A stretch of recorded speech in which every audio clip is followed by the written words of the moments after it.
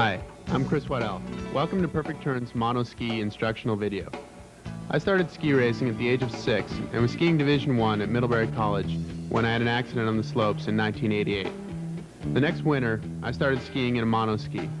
Since then, I've become a member of the U.S. Disabled Ski Team and have won national championships in the U.S., Canada, and New Zealand. At the Paralympics, I won 2 silver medals in France and 4 golds in Norway.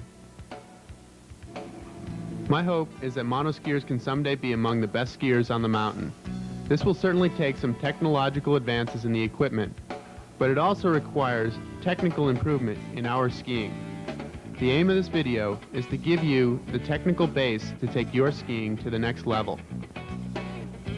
My name is Sarah Will. I had also been a ski racer prior to my skiing accident. For the past 3 years, I have been a member of the U.S. Disabled Ski Team. During my career, I have achieved success, winning many titles in the U.S. and Canada, as well as 2 gold medals in France and 3 in Norway. I hope to introduce more women to the sport of mono-skiing. Through my own experience, I have found that women can be competitive both amongst themselves and with men. For me, this sport has opened up new avenues of freedom and has given me a great sense of achievement.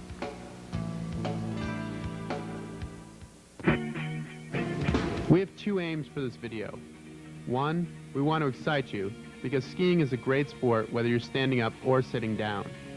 2, we want to give you the necessary instruction to enjoy the slopes to their fullest. This video will be broken down into 3 sections: getting started, moguls, powder and air, and racing. The concepts discussed in the first section will be referred to throughout. The key to becoming a good skier is having a firm grasp on the basics. Consistency and confidence allow you to go wherever you want on the mountain. Practice and adherence to the basics, however, are the only ways to get these tickets to the top. Most of all, skiing is fun, and it becomes more fun the better you get. The first lesson for this video is to remember to have fun.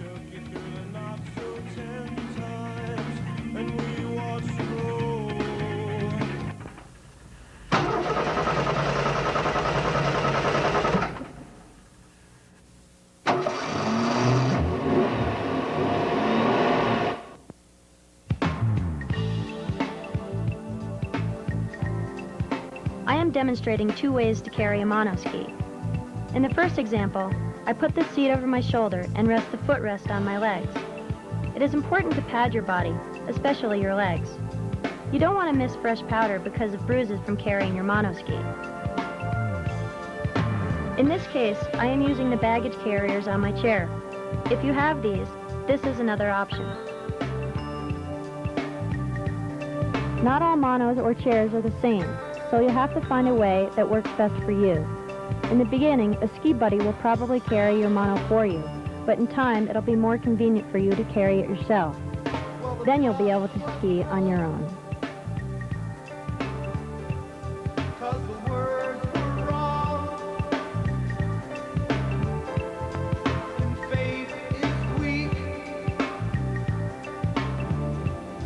When going skiing, it is important to be prepared for the elements. Warm clothes, 2 pairs of gloves, 1 to push in and 1 to ski in, and mountain bike tires are a must.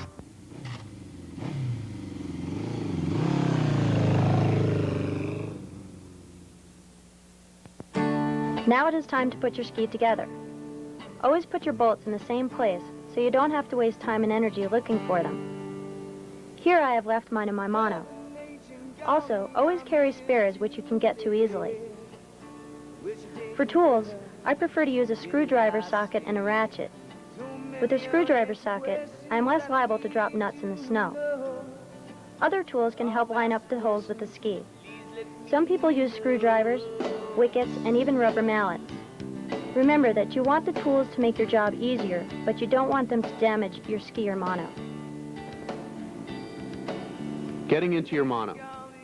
It is important to find a nice flat spot. Sarah's using a post for balance, while I show that you can get in without assistance. A ski buddy could also help stabilize your ski. Figure out which is easiest for you. After getting in, make sure that you're square. If you're consistently having trouble turning to one side, try sticking some foam padding under one cheek or the other. When you're straight, tighten the straps so that you won't move around while you're skiing. For injury levels T10 and up, I recommend additional strapping for your torso.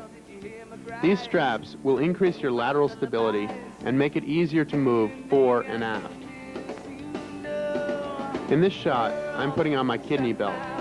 You want something that will support you, but will not limit your ability to angulate. For emergency situations, all monoskis must be equipped with an evacuation strap. Loading can be the most difficult and frustrating part of monoskiing. Most skis have a load position for getting onto the chair.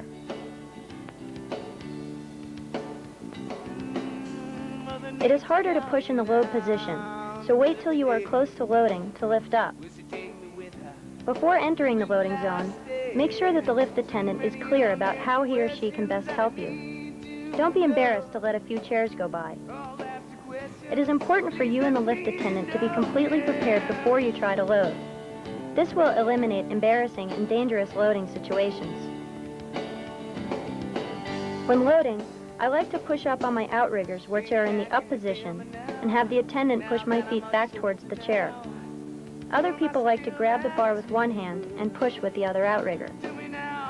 These methods give you more control than someone lifting your monoski.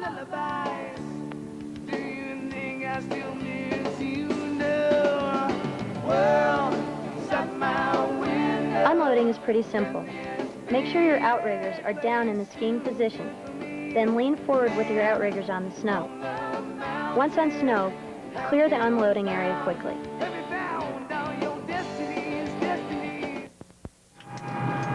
Signal. It's on. Compasses. Check. Annunciator lights. It's tested here. Low speed ailerons. Normal and auto. Rudder travel pitch field. On. Nav and exterior lights. Left. Servo control. On. Engine start panel. Crank it aboard. Fire handle. Pull up. Seatbelt no smoke. On. Emergency exit minimum cabin lights. Armed and on. Ice protection. It's off. Window heat. Low and on. Radio master On. switches. Auto flight nav.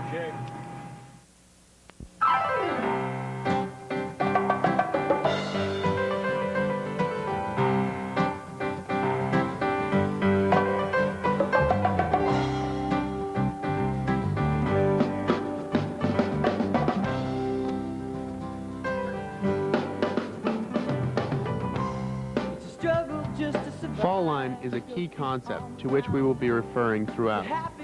Fall line is the path that a ball would take rolling down the hill. Essentially, it is the pull of gravity, which is not always straight down the trail. In initiation, you come up to unweight the ski, extend your outrigger down the fall line, and move your upper body down the hill. As you get the ski out away from you, it will seek the fall line and roll on edge. In the steering phase, you move your inside shoulder up and forward. This will drop your hip into the hill and your body will create an L shape. This L shape shows body separation, the upper body being upright while the lower body is angled toward the hill. The angle created by the lower body is called angulation. Angulation is how your ski gets on edge. In completion, your upper body continues to face down the fall line as the ski comes back underneath you, completing the turn. Here it is easy to see the phases of the turn. Watch how the ski traverses the hill as her upper body moves down the fall line, straight down the hill. And then, how her shoulders and upper torso start to move back over the ski. See how the line from her ski to her hips and the line from her hips up form an L. This is what you want to create. At the end of the turn, the ski finishes its arc and pressure is released. This steeper section shows Sarah's upper body moving down the hill. Commitment like this is important when the hill gets steeper. Keep your feet on the ground, but you're happy just to feel like people still put you down. And the difference is you're made to be not like everyone else. You'll see who you wanna see. Give it up to yourself. Faith inside, faith inside. Faith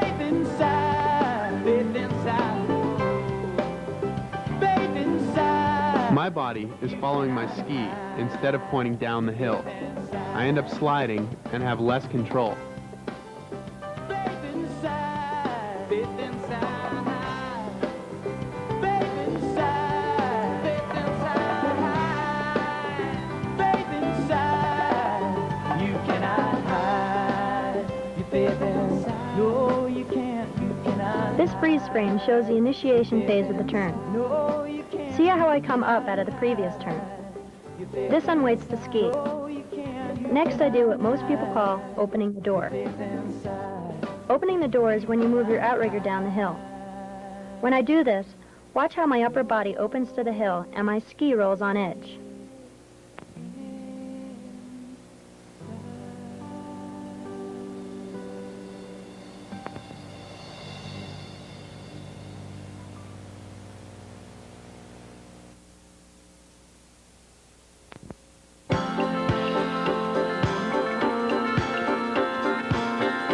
In this freeze frame, Chris goes from initiation to steering.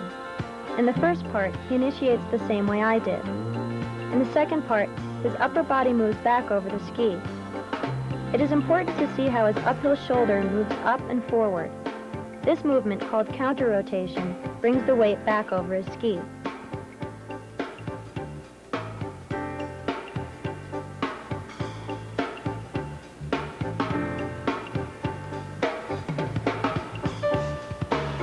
So I walk through the fields again, splash of water in my eyes,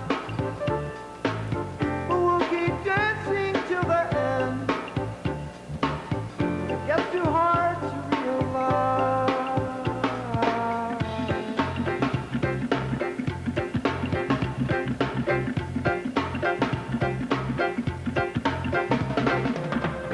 So the earth goes around and around, turning circles in our eyes. In this sequence, I move from completion to initiation. Only trouble My time. body is down the hill as my ski comes underneath me, and then I release the pressure on it.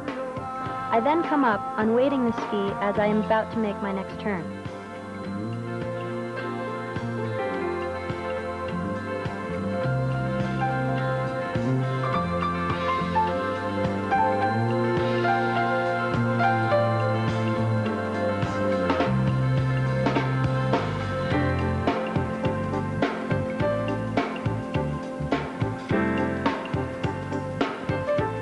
This freeze frame shows unweighting more drastically. When you are turning, the shock compresses as the force is built up. When you release the pressure, the shock also releases. The earth goes around and around, turning circles in our eyes. Only troubled times we found. It gets too hard to realize.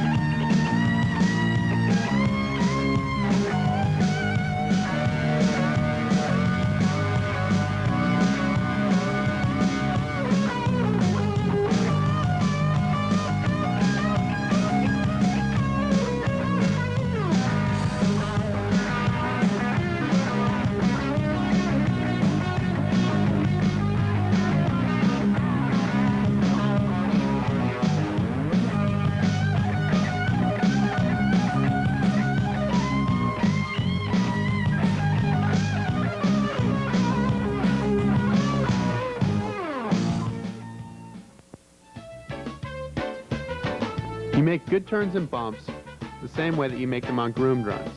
The difference is you quickly find out when you make mistakes. Shoulders down the fall line, upper and lower body separation, and extension are the key concepts in bumps. If you don't have your shoulders down the fall line, you will rotate into the hill and fall. Body separation gives you a platform on which to land. In this shot, Sarah falls because she did not get the ski out away from her.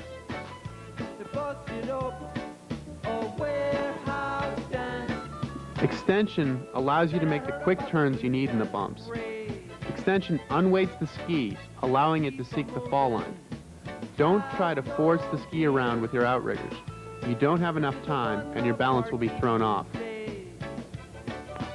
Got to keep dancing, got to move your feet to the trumpet, just to make you feel complete. Dancing in a circle triggers memory like a Stonehenge. You got to reclaim your glory. Skiing bumps well is about commitment. You have to be committed to going down the hill and to making your turn. Don't let the bumps dictate your path. Try looking down the hill instead of at the bump immediately in front of you. You will not always feel like you're in control, but have the confidence to let yourself recover. The ability to recover is a big part of getting to the next step. Watch some of the various techniques for skiing the bumps. Some work and some don't. No one can stop positive motion. Product of a rockin' musical scene. For those who want this dance to end, come along and join this rhythmical dream. And if you punk rock or hip hop through the night, said we all rock as one in your morning light. It feels right, dancing in a trance as it resurrects a ritual that was hidden in the past. While you're dropping in to the extreme. Rockin' in, cultural scene. Dropping in to the extreme. Rockin' in, cultural scene.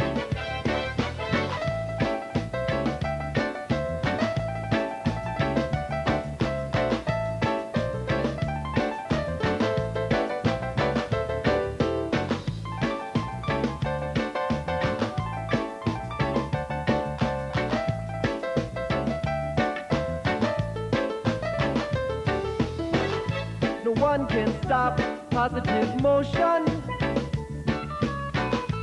Product of a rockin' musical scene.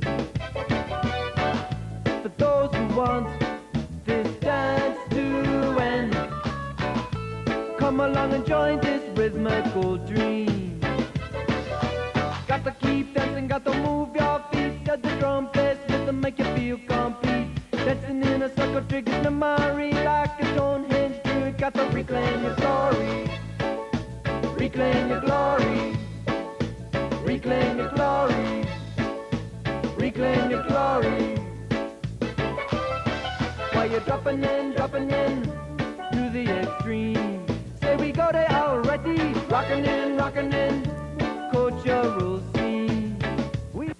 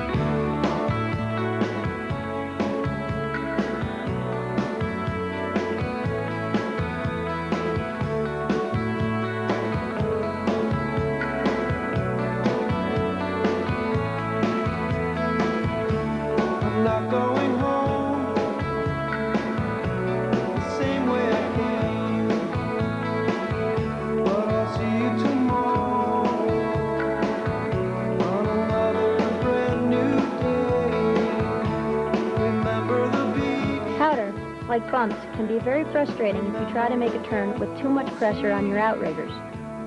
The turn needs to be made by pressure created by angulation. In powder, as with everything else, it is important to have your body down the fall line.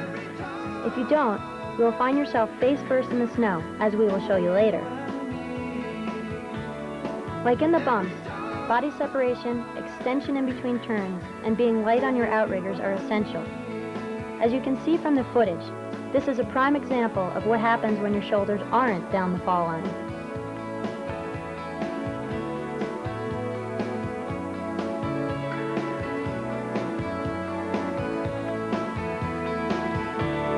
Summer is fast when nobody knows the long stretch of highway. In the woods, you have to know the difference between benders and breakers. These are benders. Watch out for the breakers. Waiting so long to make it so perfect, to fix what was wrong. Every time for you and me. Every time for you and me. As darkness falls on me, like the cold use of words, and out there I can see the flood of ocean birds, never asking why. I wonder where they fly.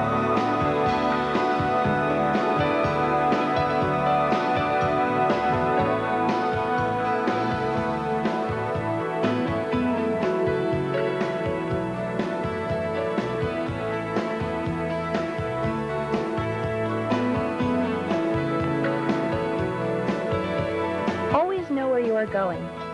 No matter how good you are, it is always a good idea to ski with a buddy. The same way I came,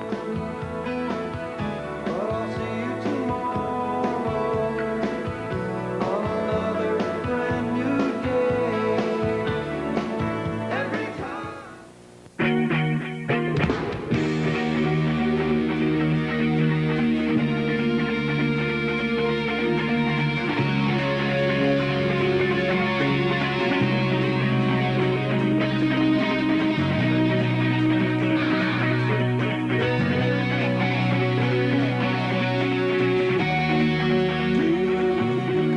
Mike and Dave show the technique for powder. See how light they are on your outriggers and how they extend in between turns. The ski makes the entire turn with almost no pressure from the outriggers. Outriggers for these guys are no more than poles are for an able-bodied skier.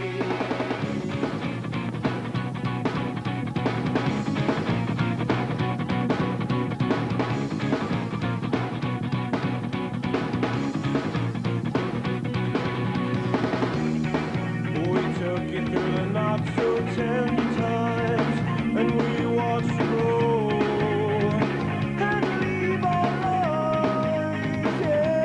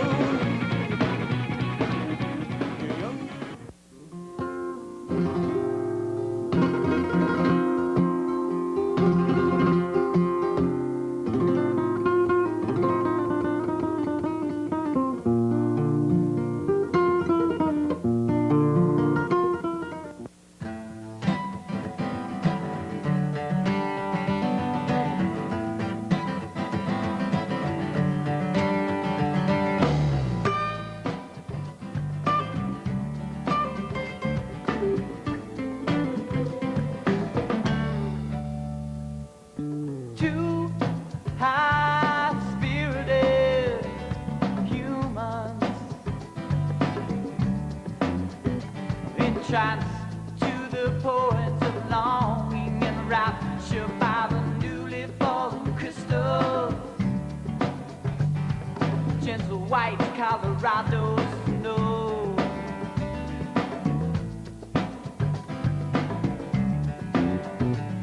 A million glistening balls of silent lights here, screaming with solitude.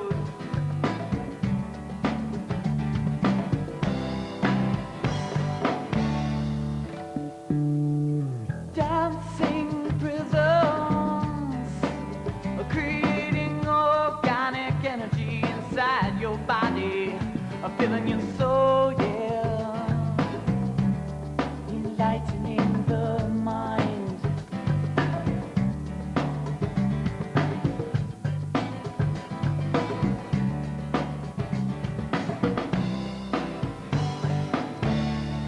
The mystical softness. Air is difficult because you have to account for the weight of the mono and the fact that you can't absorb the bump. Roll your shoulders back, get your weight off your outriggers, and prepare to fly and land in a neutral position. Start small and build confidence. Soon you will be ready for big air.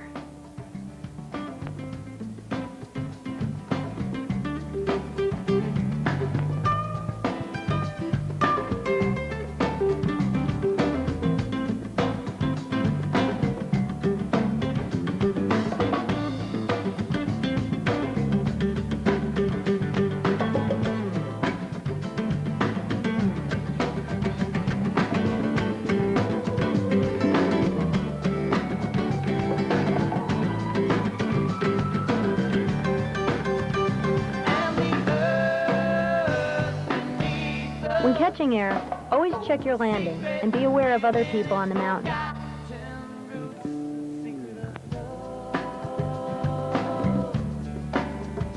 Built by anyone who desires. I said you got the desire. How can you bring yourself to feel without desire?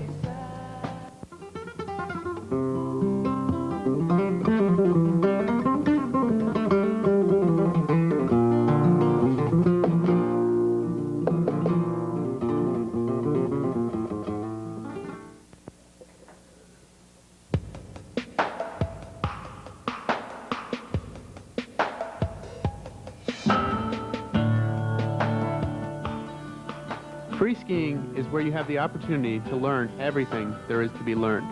The catch is, you have to challenge yourself and think about what you're doing. It's easy to take the same path down the mountain or go where you're sure you can handle the terrain. This is fine, but it isn't going to make you ski better. As we said before, skiing well is about being able to execute the basics properly. Challenging yourself often requires thinking about your skiing. Consider the things that you do well and those that you don't. If you continue to practice the ones that you do well, you're not going to progress as much as a skier. Being a good skier means that you can ski well in all conditions on any terrain. So practice the things that you don't do well. Certainly don't spend all your time on the things that you don't do well. Remember, you want to have fun, but spend some time on them. Try to put a little variety in your skiing. Next time you're on the chairlift, watch how many people go straight down the fall line, making the same size turns from top to bottom. There isn't too big a challenge in this. Try varying the radiuses of your turns. Make 3 short ones, then 3 long ones, and so on. Go straight down the fall line, then across it to the left, then across it to the right. Don't worry if this brings you over a bump or a patch of ice. It's all part of the challenge. You've got to become master of your own skiing. Don't let the mountain dictate where you should go. This will also prepare you for the rhythm changes in a race course. Try skiing in the crud, or that patch that gets all scraped off by the end of the day. It's easy to do things well when it's nice and smooth, but the good skier can do things well in all conditions. A helpful hint: when skiing terrain and conditions that are challenging, look 100 yards ahead. Keeping your head up will let you react to the whole trail instead of what is directly in front of you. It will also seem like you're not going as fast, since you won't be constantly surprised.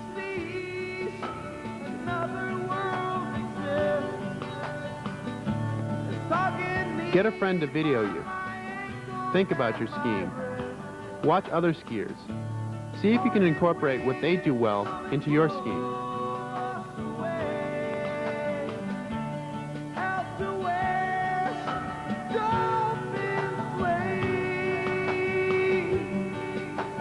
Diamond waves to sunglass days go by.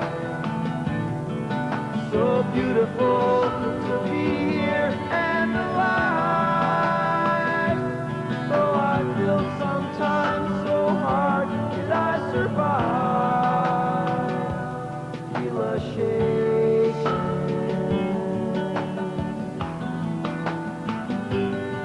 Feel a shaking.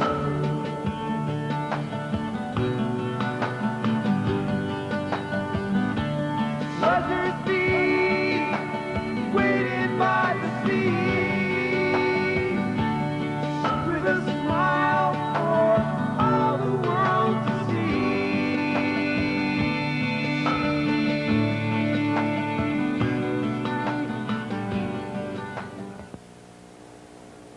In powder and bumps, it became obvious when your technique was not sound. When trying to negotiate a race course, it is not only your technique that is important, but you must also ski tactically well. Both technique and tactics must work in concert for you to have a good run. Racing is the same as everything else we have covered. If your technique is not sound, you will find yourself sliding sideways. This will make it hard to make the next gate, and also hard to beat your opponent.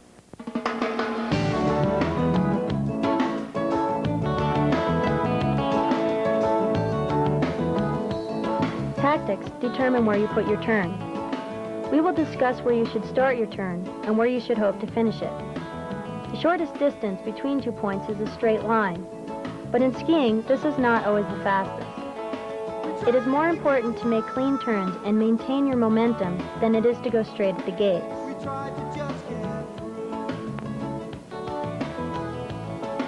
but something is wrong.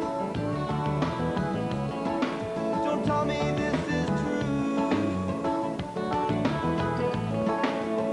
There's no reason why Competition is great because it shows where you stack up against other skiers. I never saw. Through comparing yourself to others, it becomes easy to see how you have progressed.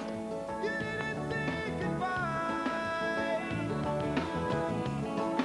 I hope that you were mine. Wait up all night long. Wait up all night long. Wait up all night long. Wait up all night long.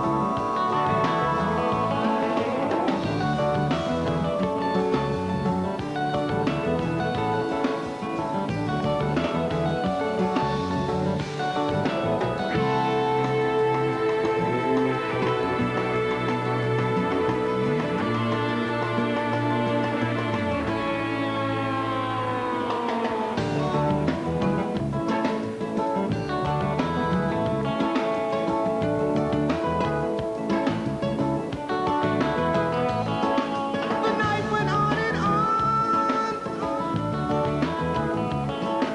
The sun was rising slow. Somewhere in the dawn, the saddest feelings grow.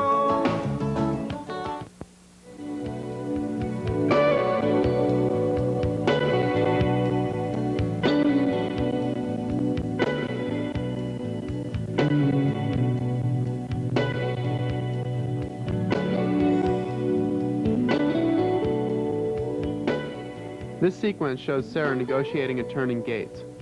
Technically, she's making the turn the same way that she would while free skiing. Notice how she initiates, unweighting, opening the door, and letting her upper body go down the hill. Steering and completion phases are also the same. She moves her weight back over the ski in steering, and then the ski comes back under her in completion.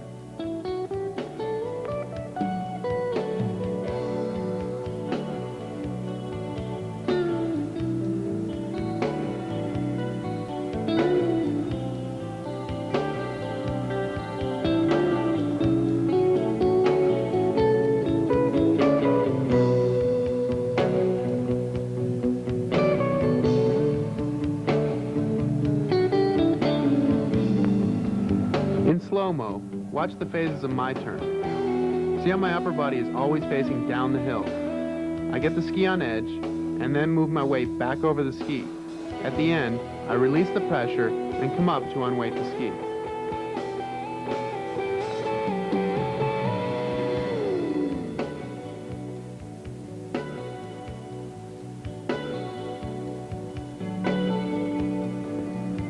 Watch in real time how the technique in racing is the same as it is in free skiing. In racing, you often talk about the inside or outside rigger, as opposed to the uphill or downhill that we've been talking about throughout this video. The inside rigger is the one closest to the gate during the turn. Having the inside shoulder up and forward moves the weight over the ski and gives you a very stable platform so that the little bumps don't throw you off balance. Technical mistakes are probably most obvious in gates, which are what the racers call the poles that you ski around. Mistakes are obvious for two reasons. They make you go slower, and they make it harder to get around the next gate. I'm rotating, moving my inside shoulder back and my outside shoulder forward. This causes the tail of my ski to slide out.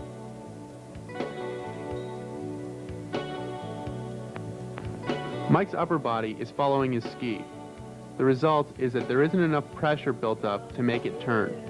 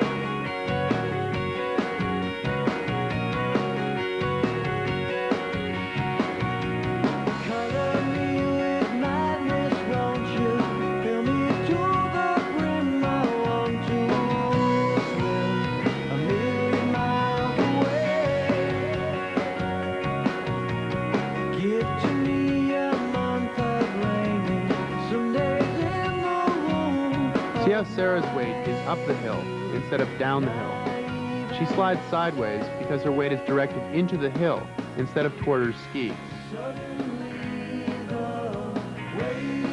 These two runs should give you a good mental image of what you're looking for in a turn. You're trying to make one clean arc.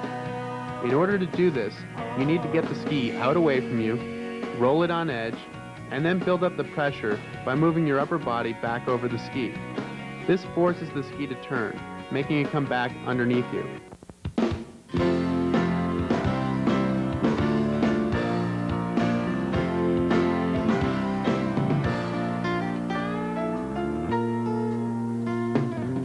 Bring me some snow from the valley. This graphic shows three things. Two are basic. The red gate at the top is an open gate. This means that it is placed horizontally on the hill. The second red gate is closed, meaning that it is placed vertically on the hill. You can also have partially closed gates. To successfully negotiate a gate, you must pass in between the two panels. The dotted line depicts the imaginary line or plane. To go through the gate, you must break the plane. You can do this from either direction as long as you break the plane. Here the skier is pushing up to go through the gate from the bottom.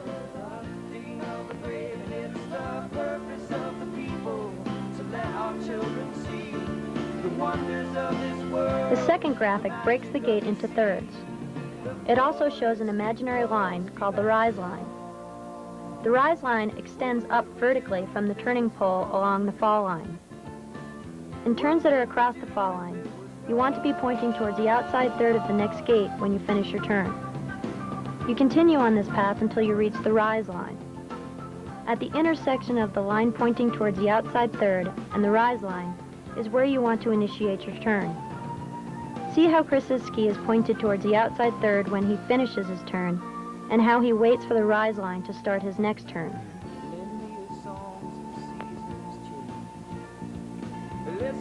turning of the leaves, whispers as the snow falls on the plains. Running is the river from the breeze. It's the protection of this planet, its boundaries we must save from pollution and the power of the taking of the brave. And it's the When you start your turn too early, you have to release pressure to avoid running into the gate, and then pressurize again. As the graphic shows, you end up sliding sideways until you are in line with the next gate. This is what happens when you find yourself chattering and bouncing up and down in a turn. what would we do if it was gone?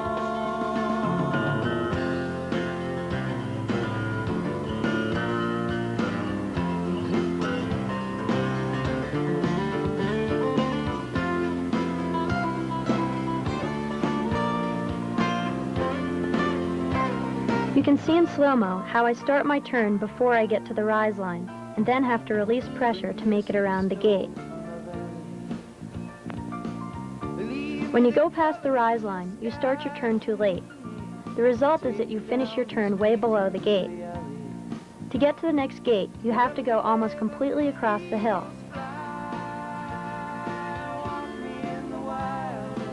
In this example, I have gone past the rise line before I start my turn. See how I have to bring my ski across the hill to make the next gate. It's the protection of this planet, its boundaries. The next graphic shows two things. A delay is a gate that you ski straight through. Some people call these unders. You can see from the graphic that you take two gates in a row on your right side.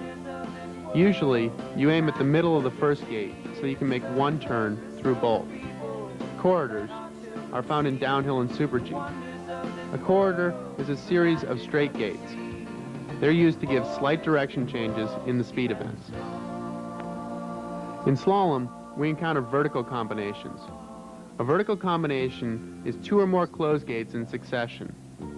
Two closed gates combined together is called a hairpin. This graphic shows how to negotiate a hairpin.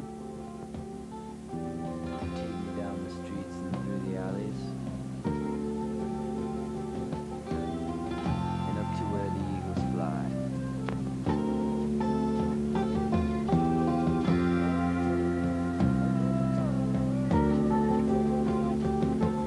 Sarah is going through a hairpin in this shot.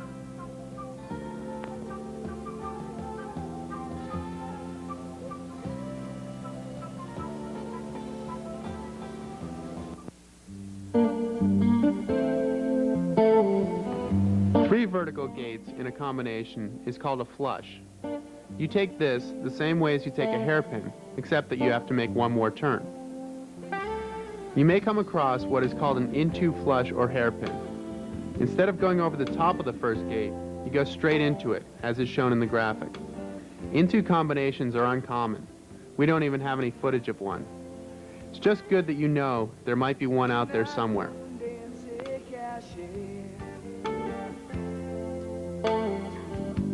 You found your freedom your own way. Lifetime lovers all gone blue. I deserve to know if it's true.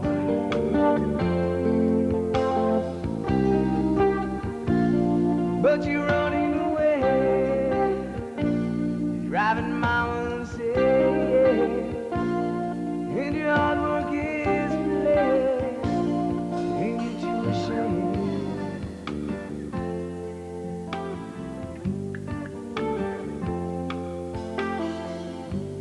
Blaze the stars with the sun, try to blaze grace within one.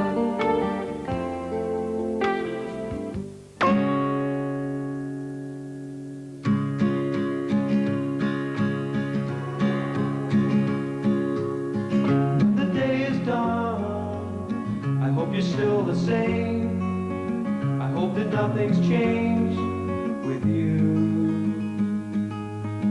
When the day is done, there's something in your eyes.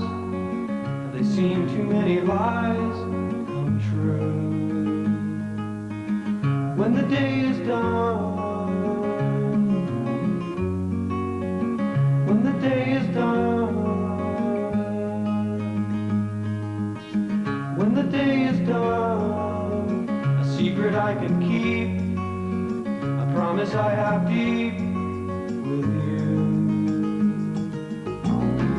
Oh no, something's wrong.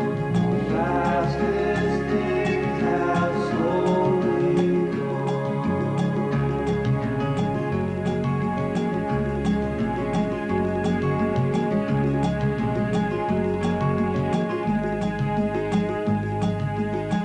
When the day is done, I hope you're still the same. I hope that nothing's changed with you. When the day is done, there's something in your eyes that seem too many lies come true. When the day is done, when the day is done, when the day is done,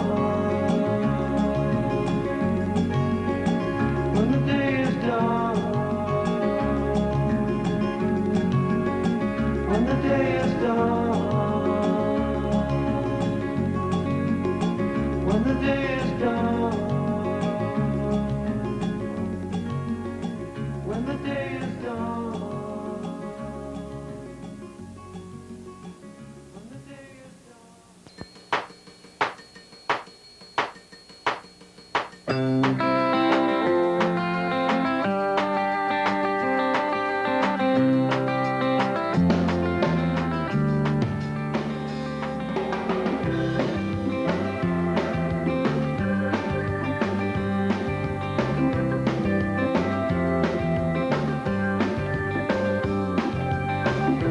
Sometimes I can be your best friend. So much fun to be around. Even love you till the end. Pick you